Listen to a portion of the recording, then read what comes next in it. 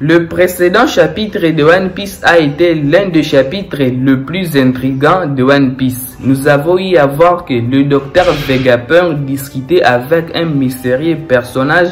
Nous avons eu à voir que Kid et Killer sont finalement arrivés à Elbaf, et à la fin du chapitre, c'était vraiment épique. Monkey D. Garp qui apparaît disant à Helmet et à Ibari de pouvoir monter sur son navire pour pouvoir aller récupérer Koby sur la riche. Bref, le bro, ce chapitre était vraiment excellent. Le chapitre 1071 de One Piece qui sortira très bientôt. Là, il y a beaucoup de choses qui pourront s'y passer. Alors aujourd'hui, je vous propose les bro une vidéo théorique concernant tous ces éléments. Peut-être le chapitre 1072 de One Piece risque de pouvoir vous étonner. Cette vidéo sera spécialement consacrée sur mes propres théories. Les futurs chapitres de One Piece seront vraiment intéressantes et je compte bien participer à plusieurs théories que je vais pouvoir établir durant cette semaine. Merci à vous les pros, et si nous commençons avec la première théorie.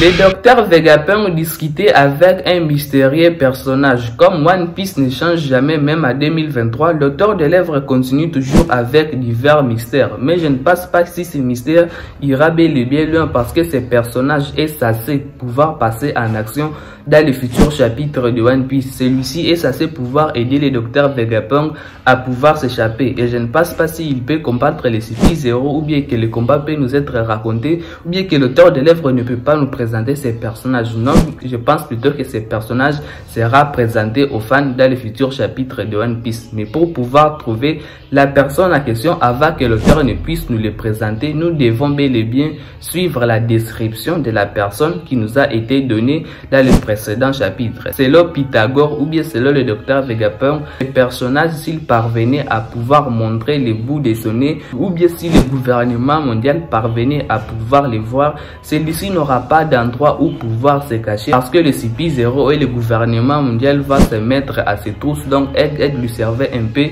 d'un endroit comme pour pouvoir se cacher. Et la deuxième chose est que celui-ci possède bel et bien une force colossale, parce que comme Pythagore l'a très bien précisé, si celui-ci parvenait par exemple à pouvoir aider le docteur Vegapunk à pouvoir s'échapper, leur évasion sera totalement assuré. Bref les bros, voici la description de ces personnages. Et bien les bros, pour moi je pense plutôt que ça doit être les créations du docteur Vegapunk, et que ces créations ont déjà échappé au contrôle du docteur Vegapunk. Vegapunk n'aura pas droit donc de pouvoir les contrôler, par exemple comme avec le Séraphin, ou bien par exemple avec différents satellites.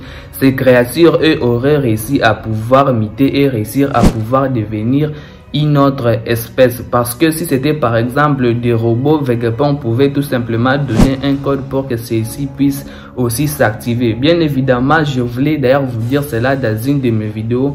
Pour moi, je pense plutôt que le docteur Vegapunk n'a pas seulement travaillé sur les Séraphins et ses différents satellites. Nous sommes bel et bien sur son île. Je pense plutôt que celui-ci devrait avoir quelque chose de très important. Par exemple, une arme absolue lui permettant à la fois de pouvoir se protéger, lui permettant à la fois de pouvoir être sûr que le gouvernement mondial ne pourra pas se retourner contre lui. Bien sûr, le docteur Vegapunk a dû travailler beaucoup pour pouvoir construire ce robot. C'est pour cela je pense qu'il ne doit plus être lui-même, et qu'il doit avoir seulement qu'une seule mission, celui de pouvoir protéger le docteur Vegapunk. Par exemple, si celui-ci est en danger, comme aujourd'hui, je pense plutôt que ce robot peut intervenir pour pouvoir réussir à pouvoir sauver le docteur Vegapunk.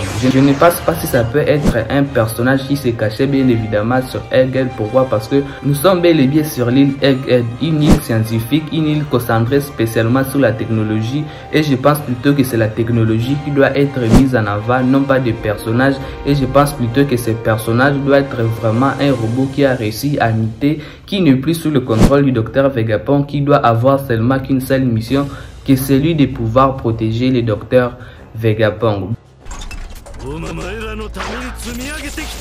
Kid et Killer sont finalement arrivés sur Elbaf. Le futur chapitre de One Piece risque vraiment d'être assez intéressant, car ils viennent à peine d'atteindre leur objectif, celui de pouvoir trouver l'homme au visage brûlé. Cet homme au visage brûlé, comme nous le connaissons aujourd'hui, c'est Jaguar du Sauro, qui se cache effectivement sur Elbaf. En arrivant sur Elbaf, les bros, ceux-ci pourront finalement rencontrer Jaguar du Sauro, et il va finalement retrouver cet homme pour pouvoir l'aider à pouvoir retrouver le One Piece, comme Kid l'avait très bien précisé au chapitre 1056 de One Piece, qu'avec cet homme, celui-ci posséderait vraiment un avantage par rapport à Luffy et par rapport à l'autre. Donc les bros, Kid aujourd'hui prend de l'avantage. Selon moi, les bros, je pense plutôt que Kid et Luffy vont devoir vivre les aventures sur Elbaf. Si Kid reste sur Elbaf pour pouvoir trouver les indices sur les poneglyphes, et avec Luffy qui est en train de s'échapper aujourd'hui sur Egghead, je pense plutôt que ceux-ci vont finalement se croiser sur Elbaf dans les futurs chapitres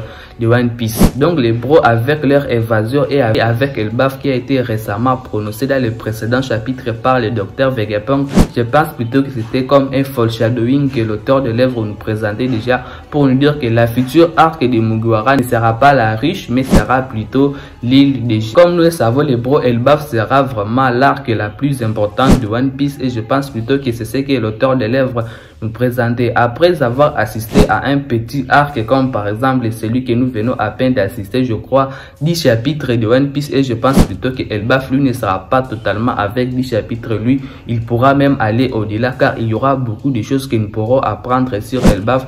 Et je pense plutôt que Oda nous préparait déjà cela. Comme Kid est déjà arrivé là-bas et donc Luffy pourra probablement arriver là-bas dans les futurs chapitres de One Piece. Peut-être même Luffy et Shanks vont devoir se rencontrer dans les futurs chapitres de One Piece. Bien évidemment, si Shanks est bel et bien à Elbaf, je pense plutôt que ceux-ci pourront finalement se rencontrer.